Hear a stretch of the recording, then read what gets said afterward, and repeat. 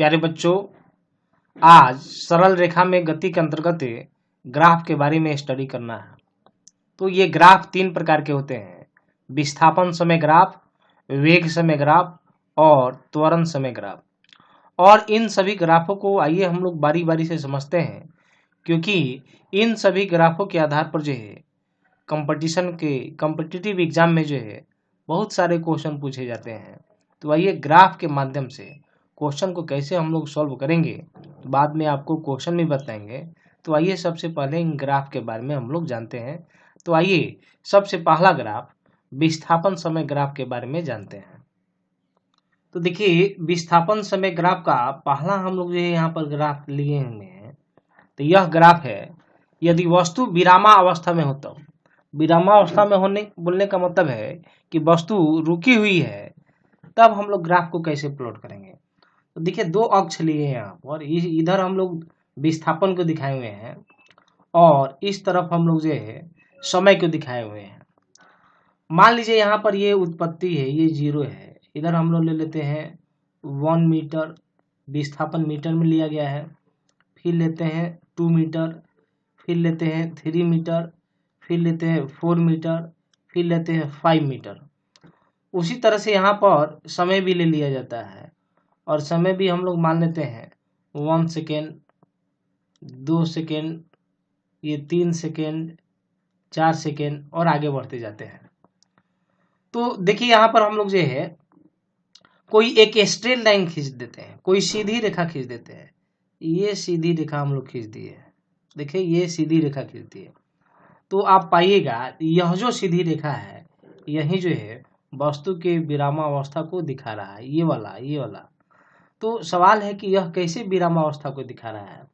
तो हम लोग क्या करेंगे, हर एक समय के साथ जो है देखते हैं कि किस स्थिति पर है, कितना दूरी पर है। तो आप यहाँ से एक डॉटेड लाइन लीजिए और इसको मिला लीजिए।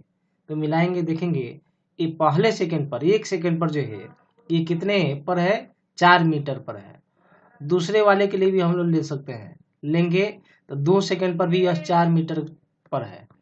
तीसरे सेकंड के लिए लेते हैं तो तीसरे सेकंड में भी विस्थापन 4 मीटर ही है, और चौथे में भी विस्थापन 4 मीटर ही है। आगे भी आप समय लेंगे और ये लाइन को आगे बढ़ा देंगे तो प्रत्येक समय में विस्थापन 4 मीटर ही प्राप्त हो रहा है। यानी कि विस्थापन में, उसके स्थिति में कोई परिवर्तन नहीं हो रही है। समय ऑलवेज इंक्रीजेस, समय हमेशा बढ़ता है, समय कभी भी रुकता नहीं है, समय कभी भी घटता नहीं है, समय कभी भी ऋणात्मक नहीं होगा, नेगेटिव नहीं होगा, समय हमेशा आगे बढ़ेगा, समय हमेशा पॉजिटिव होता है। तो इस तरह से प्रत्येक समय पर विस्थापन 4 मीटर ही आ रहा है, यानी कि उसकी स्थिति में कोई परिवर्तन नहीं हो रहा है, अर्थात वस्तु विरामा अवस्था में है। तो ये ग्राफ किसका हुआ, तो वस्तु के विरामा अवस्था के लिए हुआ। दूसरा देखिए, यहाँ पर है यदि वस्तु एक समान वेग से आगे बढ़ रही हो तब। तो उसके लिए ग्राफ यह है, उसके लिए ग्राफ ये है, स्ट्रेट लाइन देते हैं। क्योंकि जब स्ट्रेट लाइन रहेगा, जब सीधी रेखा रहेगा, तो जो स्लोप होता है, ग्राफ का जो स्लोप होता है वह एक ही होता है, हमेशा एक समान प्राप्त होता है। सपोज मान लीजिए यहाँ पर जो स्लोप प्राप्त होगा, अगर यहाँ पर भी लेंगे तो यहाँ पर भी स्लोप और ये भी स्लोप दोनों समान मिलेगा। अगर यहाँ पर भी लीजिएगा तो ये भी स्लोप जो है इसके बराबर होगा, या यह स्लोप जो है इसके बराबर, सब एक दूसरे के बराबर होगा। यानी कि ग्राफ का जो स्लोप होगा एक प्रकार का होगा, इसलिए वस्तु एक समान वेग से आगे बढ़ रही है। बच्चों, यहाँ देखिए तीसरा ग्राफ है, यदि वस्तु एक समान वेग से वापस आ रही है तब। तो वापस आने के लिए ये ग्राफ होता है। वापस आने के लिए जो है ये ग्राफ हम लोग नीचे की तरफ स्ट्रेट लाइन को दिखाते हैं, और यह एक समान वेग का है क्योंकि ग्राफ का स्लोप जो है हमेशा एक समान मिलेगा। ग्राफ का स्लोप, यह एंगल इसके बराबर, यह एंगल इसके बराबर होगा। इस तरह से जो ग्राफ है, इस ग्राफ के जो स्लोप है, ये ग्राफ के स्लोप एक समान होंगे, और स्लोप के एक समान होने के कारण जो है इसका वेग एक समान है। ये वापस इसलिए आ रहा है, देखिए वापस आने का यह कैसे है।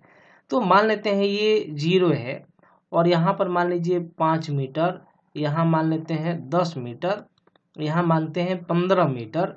तो यहाँ पर हम लोग देखिए टाइम के साथ यहाँ हम लोग ले सकते हैं, यहाँ टाइम के साथ दिखा दिए हैं। ये मान लेते हैं आप 5वें सेकंड के लिए, ये 10वें सेकंड के लिए और ये 15वें सेकंड के लिए। तो आप देखिए यहाँ से चलना शुरू कर रहा है, शुरू जहाँ से चलना प्रारंभ करेगा वहाँ पर टाइम का हम लोग जो गिनती करेंगे वह 0 हो जाएगा। जैसे जैसे हम लोग आगे बढ़ेंगे तो टाइम क्या हो रहा है, बढ़ते जा रहा है, देख रहे हैं। और जब इस पोजीशन पर आएंगे तो देखिए 5वें सेकंड पर, देख रहे हैं ना, 5वें सेकंड पर अब कितना मीटर की दूरी पर आ गए हैं, 10 मीटर की दूरी पर। फिर आगे बढ़ेंगे तो समय बढ़ेगा, लेकिन यह जो स्थिति है, जो विस्थापन है, वह कम होते जाएगा।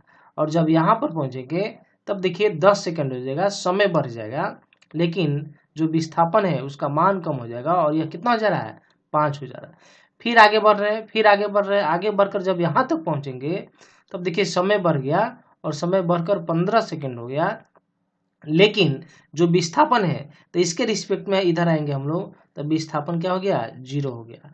यानी कि धीरे धीरे विस्थापन का मान कम हो रहा है, यानी कि हम लोग को जहाँ भी जिस भी जगह पर पहुँचना है वहाँ पर हम लोग पहुँच गए। इस तरह से यह जो ग्राफ है, यह ग्राफ एक समान वेग से वापस आने के लिए दिखाया गया है। देखिए चौथा यहाँ ग्राफ हम लोग का है दिशा के लिए, तो इधर x हो जाएगा मीटर में और इधर टाइम हो जाएगा सेकंड में, ये 0 हो जाएगा। मान लेते हैं कि यहाँ से यहाँ तक का ये x1 है और यहाँ से यहाँ तक के टाइम को हम लोग t1 ले लेते हैं। तो यह जितनी होगी, ये इसकी जो लंबाई होगी, इसकी लंबाई इसके लंबाई के बराबर हो जाएगा, यानी कि ये हो जाएगा x1 और ये है हम लोग का t1। यही हम लोग जो है जब डायरेक्शन का बात करेंगे tan थीटा का हम लोग उपयोग करेंगे। तो क्योंकि यहाँ पर tan थीटा उपयोग करेंगे क्योंकि ये लंब प्राप्त हो रहा है और आपको आधार प्राप्त हो रहा है। ये मान लीजिए थीटा, तो यहाँ पर डायरेक्शन लिख सकते हैं tan थीटा। अगर आप यहाँ पर कुछ नाम O देते हैं, जिसको हम लोग A देते हैं, इसे B देते हैं, तो tan थीटा हम लोग क्या लिखेंगे, AB अपॉन OB लिख पाएंगे, AB अपॉन OB। और यहाँ पर हम लोग लिख पाएंगे tan theta equal to x1 by t1। तो इस तरह से हम लोग जो है यहाँ पर दिशा प्राप्त कर लिए, यह थीटा मिलेगा तो ग्राफ का स्लोप भी हम लोग प्राप्त कर लेते हैं। तो ये हुआ किस तरह से दिशा निकालेंगे, तो यहाँ पर हम लोग tan थीटा का यूज करके और दिशा को प्राप्त कर लेते हैं। देखिए यहाँ 5वां ग्राफ दिया हुआ है, जब कोई वस्तु का वेग समय के साथ बढ़ रहा हो तब। जब लाइन स्ट्रेट रहता है तो केवल एक ही स्लोप मिलता है, लेकिन जब लाइन हम लोग का कर्व रहता है, ऐसी स्थिति में जो स्लोप होंगे वो बहुत सारे स्लोप मिलेंगे। सभी जगह पर जो एंगल का जो वैल्यू होगा, इस पर यहाँ पर अलग होगा, यहाँ पर एंगल लेंगे तो अलग होगा। तो सभी जगह पर जो है एंगल अलग अलग आपको मिलते जाएगा। देख रहे हैं ये एंगल का वैल्यू जो है ये डिफरेंट होगा, ये एक समान नहीं होगा। यहाँ पर जो होगा वह इसके बराबर नहीं, यहाँ जो होगा वह इसके बराबर नहीं। तो कर्व लाइन में जो है ये जो स्लोप होते हैं ये डिफरेंट डिफरेंट मिलते हैं, अलग अलग मिलते हैं। ऐसी स्थिति में ये जब स्लोप एक समान नहीं हुआ, यानी कि हम लोग समझ जाएंगे कि वस्तु का वेग जो है वह क्या है, एक समान नहीं है। यानी कि वस्तु का वेग समय के साथ ये बढ़ रहा है, उसके लिए यहाँ पर दिखाया जा रहा है। और दूसरे वाले ग्राफ में आते हैं हम लोग, ये छठे ग्राफ में जब वस्तु का वेग समय के साथ घटता है तो जो कर्व लाइन होता है नीचे की तरफ हम लोग झुका देते हैं। और यहाँ पर भी जो ग्राफ का स्लोप होगा, वो ग्राफ का स्लोप हर एक जगह अलग अलग मिलेगा। देख रहे हैं ये सब मान जो है अलग अलग मिलते चला जाएगा। तो इस तरह से स्लोप का मान अलग अलग मिलने के कारण जो है यहाँ पर वेग का मान एक समान नहीं है, वेग का मान बदल रहा है। और जब ये कर्व लाइन नीचे की तरफ झुकी हो, इसका मतलब है वेग समय के साथ घट रहा है। तो यहाँ पर समय के साथ जो है वेग घट रहा है और यहाँ पर समय के साथ वेग बढ़ रहा है। जब वेग बढ़ेगा इसका मतलब है त्वरण पॉजिटिव होगा, और जब वेग घटेगा इसका मतलब है त्वरण क्या हो जाएगा, नेगेटिव।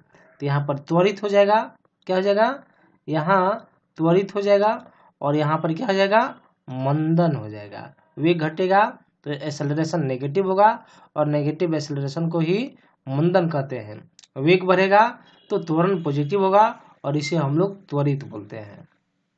तो बच्चों ये था समय विस्थापन समय का ग्राफ। आइए अब हम लोग वेग समय के ग्राफ के बारे में जानते हैं। बच्चों दूसरा ग्राफ है वेग समय का ग्राफ, और उसमें सबसे पहला है यदि वस्तु का वेग जो है एक समान हो तब हम लोग कैसे ग्राफ को दिखाएंगे। तो देखिए एक समान ग्राफ को हम लोग जो है सीधे यानी कि स्ट्रेट लाइन से दिखाते हैं, सीधी रेखा से दिखाते हैं, और यह रेखा एक समान वेग को प्रदर्शित कर रहा है।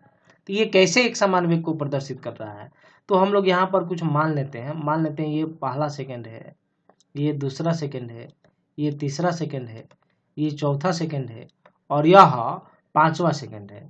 हम लोग इसको मिलाते हैं, हम लोग इसे मिलाते हैं, हम लोग इसे मिलाते हैं, ये सब को सीधी रेखा से मिलाते हैं, और यहाँ पर मान लेते हैं 10 मीटर प्रति सेकंड, 20 मीटर प्रति सेकंड, 30 मीटर प्रति सेकंड। वेग को मीटर प्रति सेकंड में ले लिया गया है और समय को सेकंड में ले लिया गया है।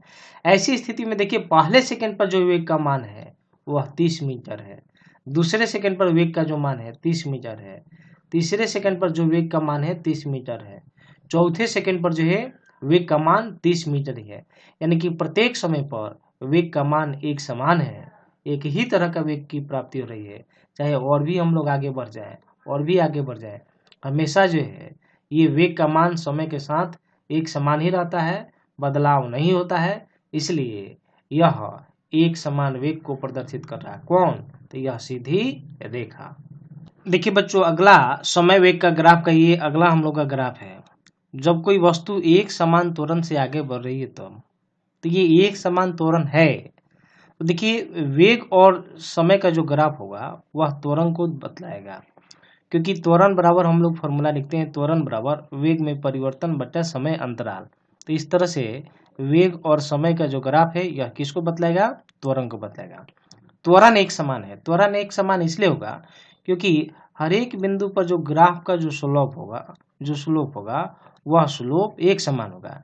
इसका मान इसके बराबर, इसका मान इसके बराबर, इसका मान इसके बराबर, सबका जो स्लोप होगा वह एक समान ही होगा हर एक बिंदु पर। इस तरह से एक समान हम लोग के स्लोप प्राप्त होते हैं, एक ही तरह के स्लोप होते हैं। अतः ये जो रेखा है यह किसको बतलाएगा? एक समान त्वरण को बतलाएगा। आप यहाँ पर जो है यहाँ पर जो मान है, जैसे यहाँ पर हम लोग कुछ मान ले लेते हैं V1, यहाँ पर ले लेते हैं T1, यहाँ पर उसी तरह से आप ले सकते हैं V2, T2, उसी तरह से यहाँ पर आ जाएंगे, ले लेंगे V3, T3।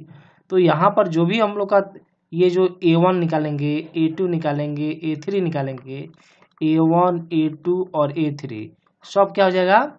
एक समान हो जाएगा। वेग में समय से भाग देंगे त्वरण मिलेगा। तो इस बिंदु पर जो त्वरण होगा, इस बिंदु पर जो त्वरण होगा, इस बिंदु पर जो त्वरण होगा, सभी त्वरण एक समान ही प्राप्त होंगे। इसलिए यह जो सीधी रेखा है यह एक समान त्वरण को प्रदर्शित कर रहा है। आइए वेग समय का जो ग्राफ है उसका तीसरा देखिए पार्ट क्या है। यदि वस्तु का त्वरण समय के साथ बढ़ रहा हो तब जब बढ़ेगा ये भी मीटर प्रति सेकंड में और ये हो जाएगा सेकंड में समय। तो यहाँ देखिए ये जो हम लोग का कर्व लाइन है और कर्व लाइन पर जो है हर एक बिंदु पर जो है अलग अलग जो है स्लोप का वैल्यू मिलेगा। तो ये अलग अलग हम लोग का स्लोप का वैल्यू मिलेगा, ये अलग होगा, ये अलग होगा, सब एक दूसरे से अलग हो जाएगा। इस तरह से जब अलग अलग स्लोप का मान होगा ऐसी स्थिति में त्वरण के मान भी भिन्न भिन्न होंगे।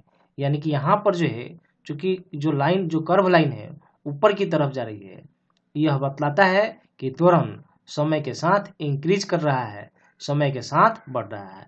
तो जब त्वरण जो है समय के साथ बढ़ेगा तो उसके लिए ग्राफ को हम लोग इस तरह से दिखाते हैं। अब ये देखिए अगला ग्राफ है डी नंबर, ये ग्राफ नंबर 4 है। यह जो है हम लोग पहले भी यह पढ़े, ये मीटर प्रति सेकंड और ये सेकंड में हो जाएगा। तो ये एक समान, ये जो सीधी रेखा है, ये सीधी रेखा है, ये एक समान वेग को बतलाता है। जब वेग एक समान होगा यानी कि वेग का मान ना घटेगा और वेग का मान ना ही बढ़ेगा, ऐसी स्थिति में जो है त्वरण के मान जो है जीरो होंगे। जीरो इसलिए होंगे क्योंकि ए बराबर लिखते हैं dv/dt, और भी जब हमारा नियत होगा, कांस्टेंट होगा, तो कांस्टेंट का डिफरेंशिएशन क्या हो जाता है? जीरो हो जाता है। इसलिए जब त्वरण शून्य हो तो उसके लिए ग्राफ को हम लोग इस तरह से दिखाते हैं, यानी कि वेग का मान नियत होगा। अगला ग्राफ देखिए यहाँ पर जो है, यहाँ पर ग्राफ, यह जो ग्राफ दिखाया गया है ये भी जो है मीटर प्रति सेकंड में और ये सेकंड में हो जाएगा। यहाँ पर वस्तु का जो त्वरण है समय के साथ क्या हो रहा है? घट रहा है, समय के साथ कम हो रहा है। तो जब घटेगा बढ़ेगा अलग अलग स्लोप मिलेगा तो हम लोग कर्व लाइन से दिखाते हैं। तो देखिए ये कर्व लाइन से और नीचे की तरफ झुकी हुई है, जब झुकेगा इसका मतलब वैल्यू जो है घटेगा, किसका, तो त्वरण का, क्योंकि वेग और समय का जो ग्राफ है वह किसको बतलाता है, त्वरण को बतलाता है।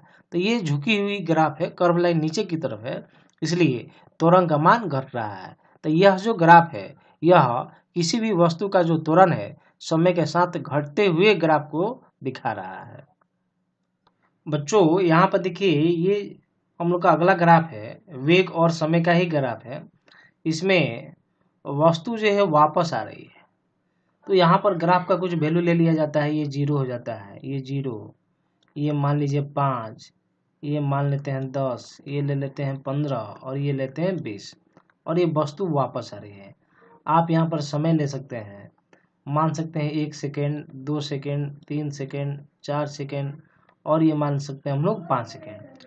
तो हम लोग देखिए जब यहाँ पर है तो समय 0 है, देख रहे हैं, और जब हम लोग यहाँ पर आएंगे तो समय देखिए इसको हम लोग इधर मिला देंगे, यानी कि जब 15 मीटर पर सेकेंड पर जब वेग जो है घटकर 20 से क्या हो गया है 15 मीटर प्रति सेकेंड हो गया है, तो समय देखिए कितने समय पर, दूसरे सेकेंड पर।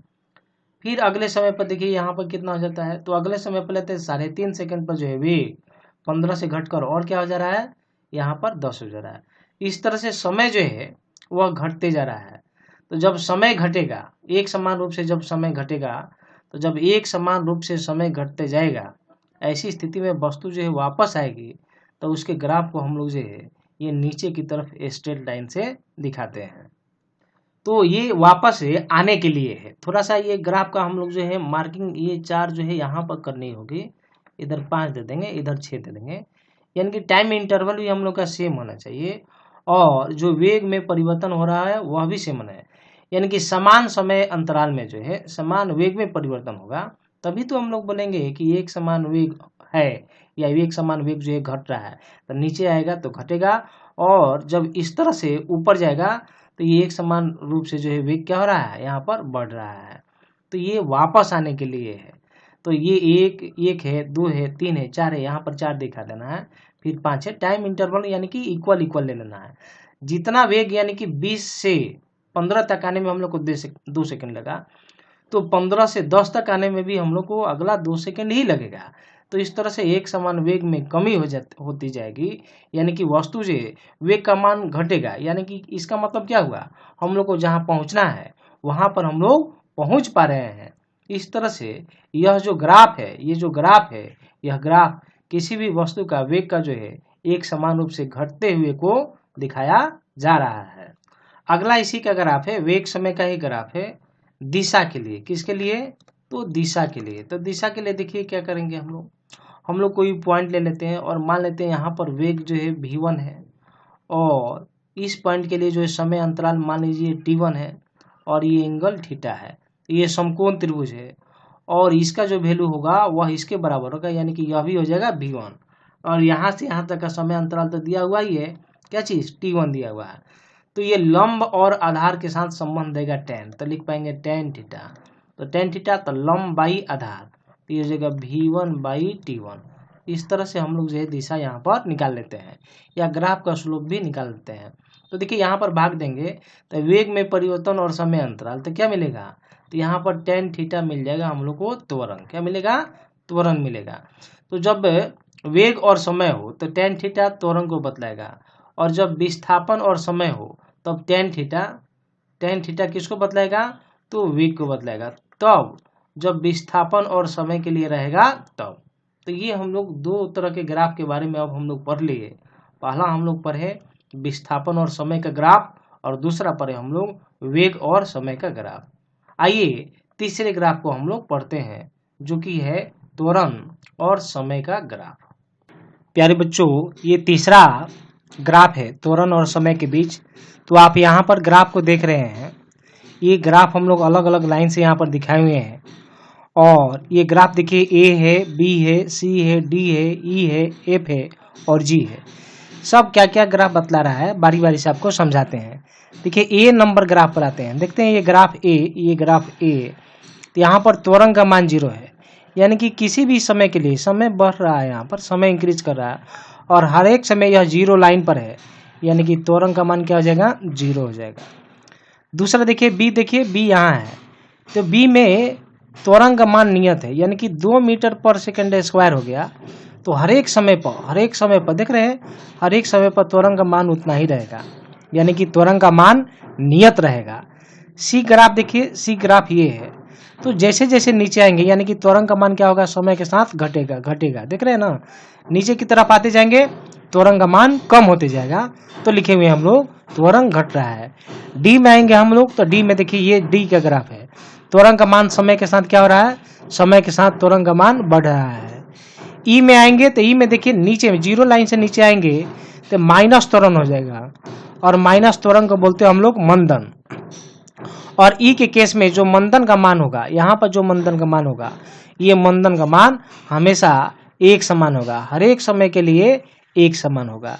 एफ में आएंगे तो एफ वाला ग्राफ देखिए, इसमें 0 लाइन के चूंकि नीचे है और इधर की तरफ जा रहे हैं हम लोग, यानी कि मंदन का मान इधर जितना इधर जाएंगे मंदन का मान कम होते जाएगा। अब जब लाइन टच कर जाएगा यहाँ पर तो मंदन का मान 0 हो जाएगा। जी में आइए, तो जी में देखिए, तो जी ये है, देख रहे हैं ये वाला लाइन है।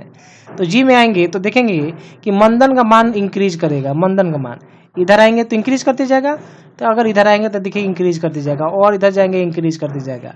इस तरह से इसमें कितने ग्राफ दिखाया गया है, 1 2 3 4 5 6 7, यानी कि 7 अलग अलग प्रकार की ग्राफ है, किसके लिए, त्वरण और समय के लिए। तो इस तरह से हम लोग ग्राफ के बारे में हम लोग जाने कि विस्थापन और समय का ग्राफ किस तरह से होगा, कितने प्रकार के होंगे। उसी तरह से वेग और समय का ग्राफ और त्वरण और समय के ग्राफ के बारे में हम लोग जाने।